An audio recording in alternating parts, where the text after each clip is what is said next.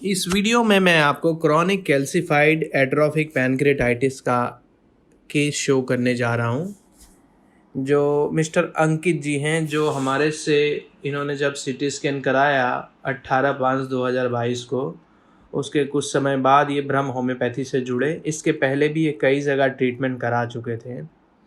इस रिपोर्ट को मैं इस दृष्टिकोण से आपको शो कर रहा हूँ कि किस तरह से जब कोई पेशेंट ब्रह्म होम्योपैथी में जुड़ता है और उसकी शारीरिक सिम्टम, उसकी जो शारीरिक समस्याएं हैं वो तो दूर होती है, साथ साथ रिपोर्ट भी किस तरह से प्रोग्रेशन शो करता है, उसमें भी किस तरह से अच्छे रिपोर्ट आने लगते हैं, उसको बताने के लिए इस वीडियो को मैं यहाँ प्रेजेंट कर रहा हूँ। तो जब ये जुड़े, इनके वो सारे लक्षण थे जिसमें पेट में दर्द होना, ऑयली स्टूल होना, वॉमिटिंग होना, पेन रेडिएट करना पीछे की तरफ, इनडाइजेशन रहना, माइल्ड पेन बने रहना।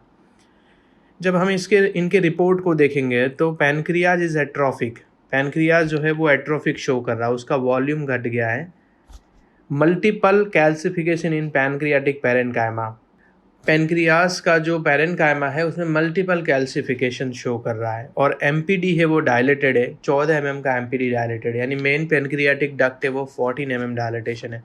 मतलब एक क्रॉनिक पैनक्रेटाइटिस का केस है जिसमें पैनक्रियास का जो वॉल्यूम है वो घट गया है, जिसे एट्रोफी बोलते हैं।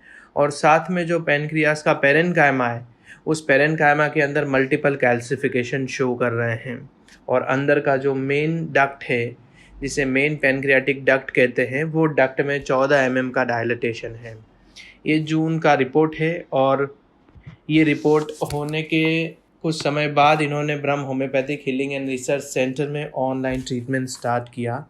और ट्रीटमेंट स्टार्ट करने के लगभग 6-8 महीने के बाद से इनका दोबारा से इन्वेस्टिगेशन कराया गया। और जब इन्वेस्टिगेशन को हम देखेंगे तो एक सोनोग्राफी कराया गया है। ये है इसका डेट, आप देखेंगे 4/4/2023, मतलब लगभग ये 8-10 महीने के बाद का ये रिपोर्ट है। और जब रिपोर्ट में आप पैनक्रियास को पढ़ेंगे, पेशेंट नेम मिस्टर अंकित, जो 31 साल के हैं। Pancreas parenchyma is normal. Pancreas का जो पैरेन्काइमा है वो नॉर्मल है। पहले वो एट्रोफिक था, मतलब एट्रोफी क्लियर हो गया।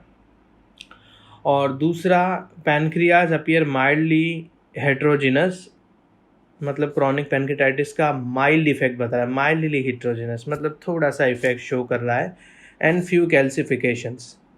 एमपीडी इज़ नॉट डायलेटेड, मतलब जो क्रॉनिक पैनक्रेटाइटिस का केस था अब इसमें माइल्डली हेट्रोजेनस है, मतलब क्रॉनिक पैनक्रेटाइटिस का इफेक्ट भी घटा है।